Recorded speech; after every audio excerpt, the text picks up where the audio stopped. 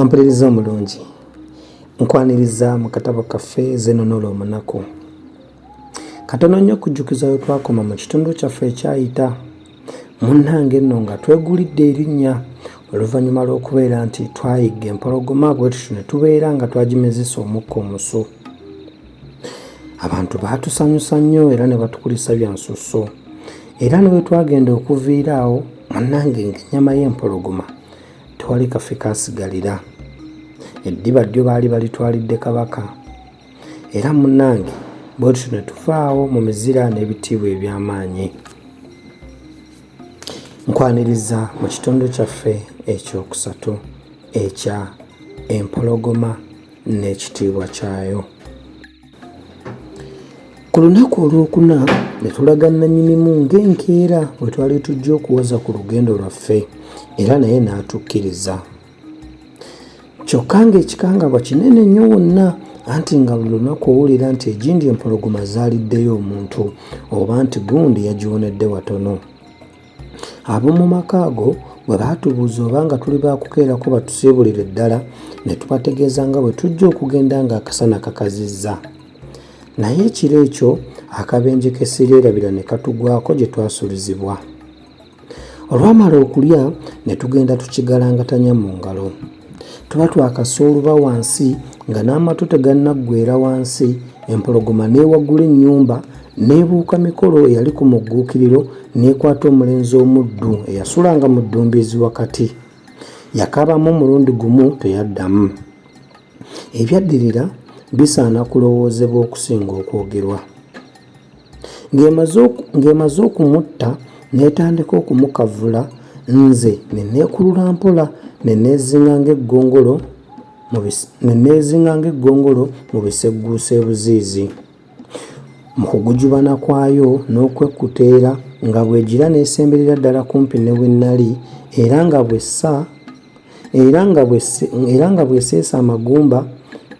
bw'eseesa amagumba ndowooleza ddala muli nti bw'eneekyusa emirundi ebiri ng'eri ku nze. Bwe yamala okweggweera n'egalamira omukkoto gukke.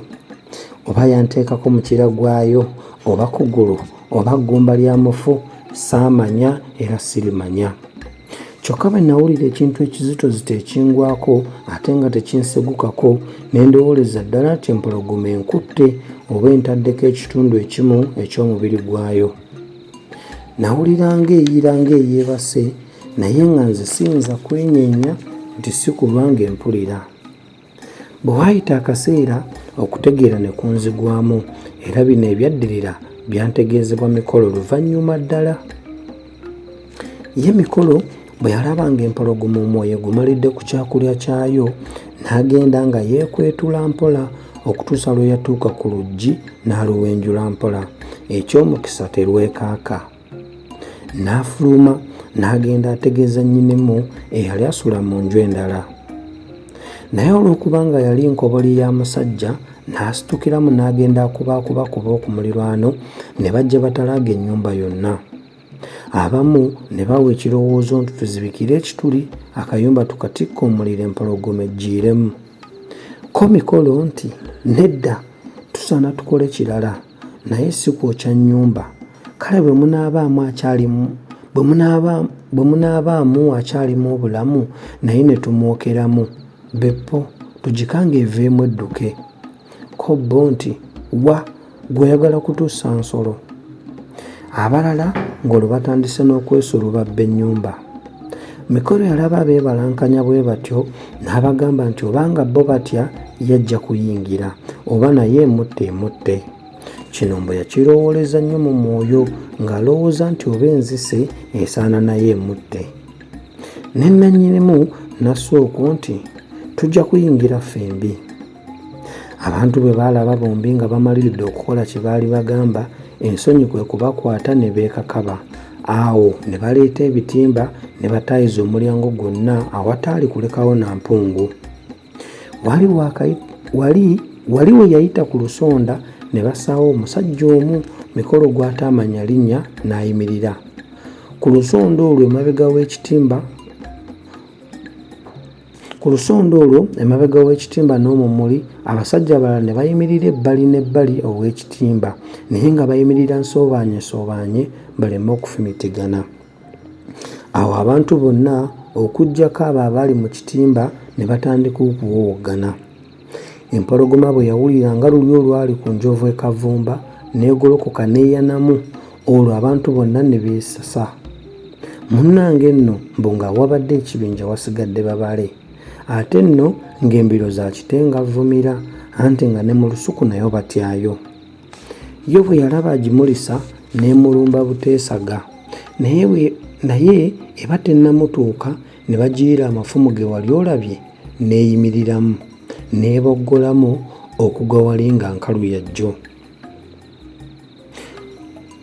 Okwekkaanya nga sirina bwe baayingira ne balaba nga nkyalimu obulamu era nga bamaze okwekkaanya nga sirina kibi kintuuseeko, ne banzigya mu nju eyo ne bantwala mu ndala. Namalira ddala ennaku nga ndi mulwadde, mb'oluusi nalogootananga nti empologoma yiina endya, oba nti mpa omuggo gumpe njikube, ate oluusi nawe wamukanga mu tulo nga nkuba enduulu nti yiina entwala, kazzi nga mbadde ngiroota. Mu nnaku 10 nga muguddemu n'ez'ensoosooba kasookedde nzisuuka, omanyi twalwawo nga tulundirira abasuubuzi abaali balaga ewaffe nga bava mu nsi ya Kabaka Seniikiniki Gadimba eyayitibwanga Bijweteko. Abasuubuzi ne batuuka ne tusitula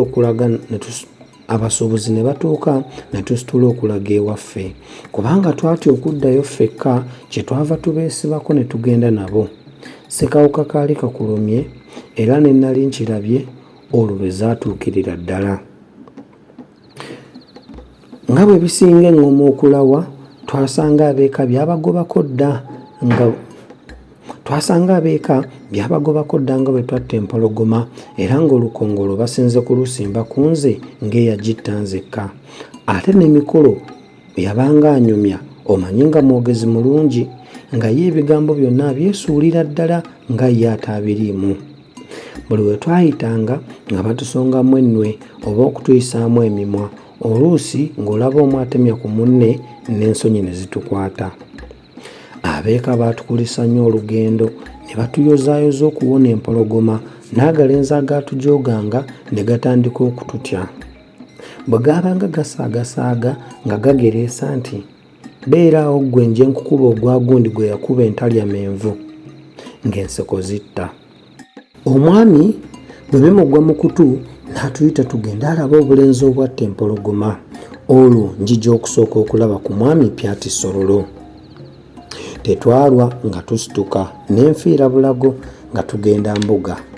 Omwami twamusanga atudde ku kituuti nga kwaliriddwa amaliba g'ensolo ezitali zimu, nga kuliko amannyo g'envubu n'amayembe g'enkula n'embogo n'empiri enkaze n'ebyoya by'ennyonyi eza buli mabala. Yali asomesa olubugo lw'ennenge era nga yeebunguluddwa abantu ku njuyi zonna. Yali musajja gwe bayita mumpi atunda kwa kyeya era nga mukuubukuubu. Omutwe gwe gwali gwa kitebe, enviiri ze zaali za kawemba, emimwa gye gyali gya nsaya, ekifuba kye kyali kyagaagavu era nga kisibaganye kabambaggulu, amaaso ge nga galuwuka era nga gatunula bijiijidde. Ennyindo ye yali nfunda naye wansi nga ndeeruufu, amannyo ge gaali ga maleere. Amannyo ge nga galinga amasongolankuyege, amatu ge nga gaawukana katono ku maleere.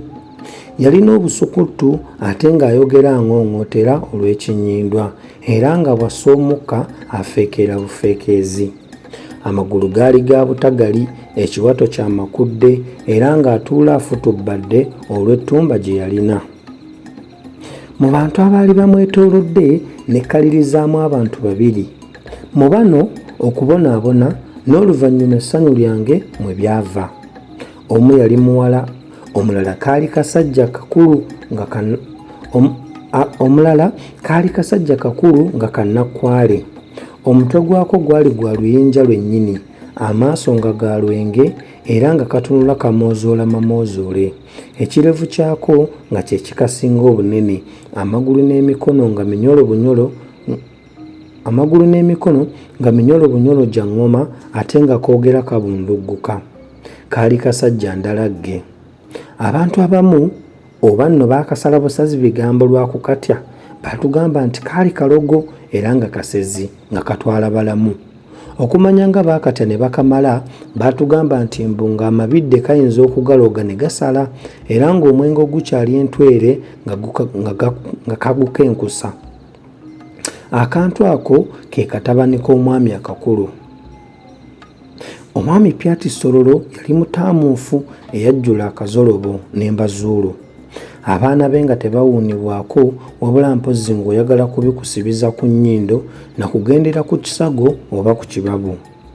Nga tumaze okunyumyamu ebiti nga 2 oba 3 oba ekituufu nandigambye nti nga tumaze okwanukula bye yatubuuza n'atusiibula, naye yatujja ku muggalo kubanga twali ku bwerende nga tutya okubaako kye tusobeza mu maaso ge. Mpuliriza omulungi, nzikiriza tukomaawo essula yaffe ey'ekumi weekoma. Tujja kutandikirawo tulabe biki ebyaddirira. Akuume atakomera mpeera.